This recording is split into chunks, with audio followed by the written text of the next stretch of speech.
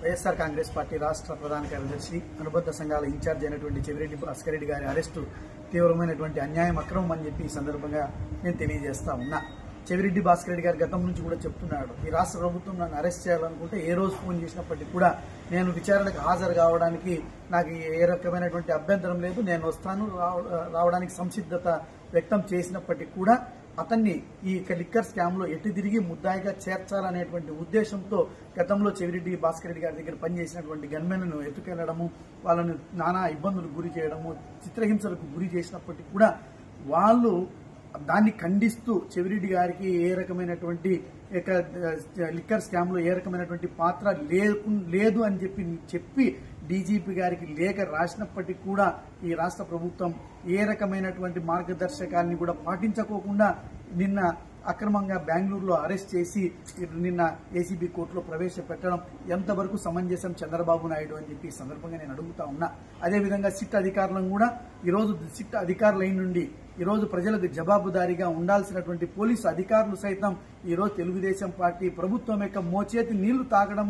తాగడానికి చూపిస్తున్నటువంటి తహతహ ఈ రాష్ట్రంలో ఈరోజు మహిళలకు కావచ్చు, బాలికలకు కావచ్చు శాంతి భద్రతలు ఈరోజు పరిరక్షించాల్సినటువంటి పోలీసులే ఆ యొక్క శాంతి భద్రతలన్నింటినీ కూడా పరిరక్షించకపోగా భక్షించడం ఎంతవరకు సమంజసమని చెప్పి ఈ సందర్భంగా వైఎస్ఆర్ కాంగ్రెస్ పార్టీ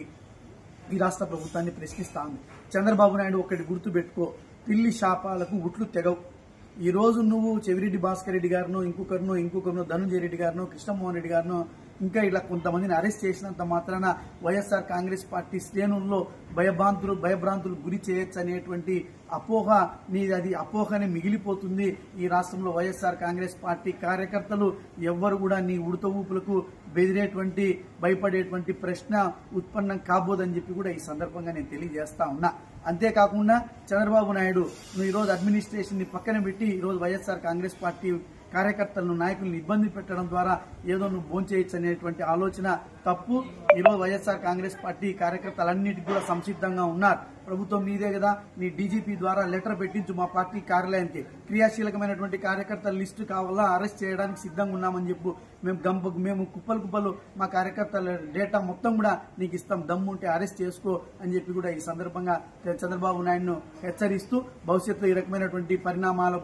భవిష్యత్తులో ఈ రకమైనటువంటి ఆలోచనలు, ఎత్తుగడలను, పనికిమాలినటువంటి అన్నింటినీ కూడా పక్కన పెట్టి ఈయనకి 5 సంవత్సరాల అడ్మినిస్ట్రేషన్ చేయమని ఈరోజు ప్రజలు నీకు బాధ్యతలను అప్పచెప్పడం జరిగింది. దయచేసి పనికిమాలినటువంటి ఆలోచనలన్నింటినీ కూడా పక్కన పెట్టి ఈ రాష్ట్రంలో శాంతి భద్రతలను కాపాడి నువ్వు ఏదైతే సూపర్ 6 అనేక రకాలైనటువంటి హామీలను ఇచ్చావో ఆ హామీలను